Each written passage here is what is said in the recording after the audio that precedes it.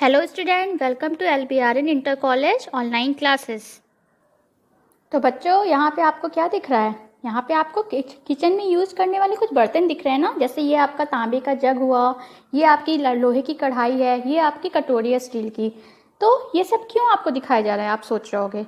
Because आपका जो next chapter है वो इसी से रिलेटेड है। क्योंकि जैसा कि आपको सबको पता है कि साइंस आपके चारों तरफ, आप चारों तरफ कहीं भी देखो, साइंस के बिना कुछ भी नहीं है। तो इस बार जो आपका चैप्टर है वो आपके किचन में ही आपको मिल जाएगा।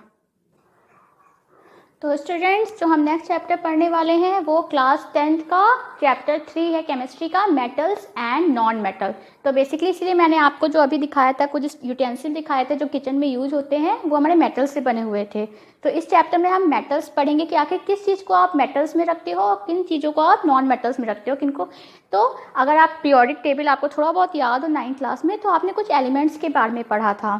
तो ये एलिमेंट्स कहाँ रखे गए? एक पीरियोडिक टेबल पढ़ी थी, और पीरियोडिक टेबल में मोस्टली जितने भी एलिमेंट्स हैं वो मेटल्स में आते हैं, और अगर कंपेयर किया जाए तो मेटल्स ज़्यादा हैं as compare to non metals. तो हम इस चैप्टर में कुछ मेटल्स के नाम जैसे आप देख लीजिए। सबसे पहले आयरन है, copper, aluminium, magnesium, sodium, lead, zinc.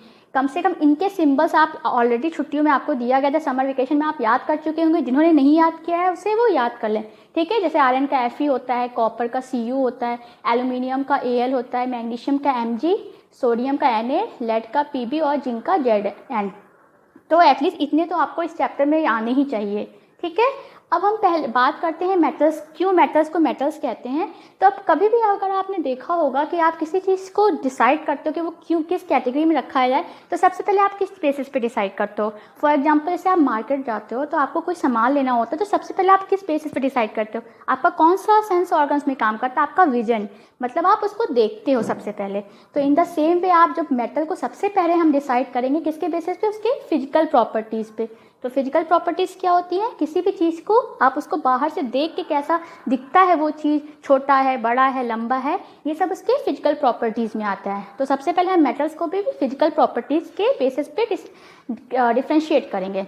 तो सबसे पहले अगर फिजिकल प्रॉपर्टीज़ की बात करें तो मेटल्स कैसे होते हैं? हार्ड होते हैं।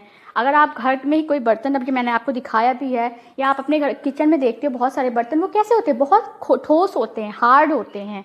दूसरा क्या होता है? Solid at room temperature. यहाँ पे रूम टेम्परेचर ज़रूरी है, क्योंकि आपने देखा अपने यूटेंसिल जो होते हैं वो सॉलिड तो होते हैं, लेकिन वो रूम टेम्परेचर मेंशन करना ज़रूरी है। क्योंकि आपको पता है कि जब आपको मेटल्स को हाई टेम्परेचर देते हो तो वो मेटल क्या हो जाते हैं? वो पिघल जाते हैं, लिक्विड फॉर्म में कन्वर्ट हो जाते हैं। इसलिए यहाँ पे रूम टेम्परेचर मेंशन करना ज़रूरी है कि जो आपके मेटल्स होते हैं वो रूम टेम्परेचर पे आपके सॉलिड फॉर्म में होते हैं।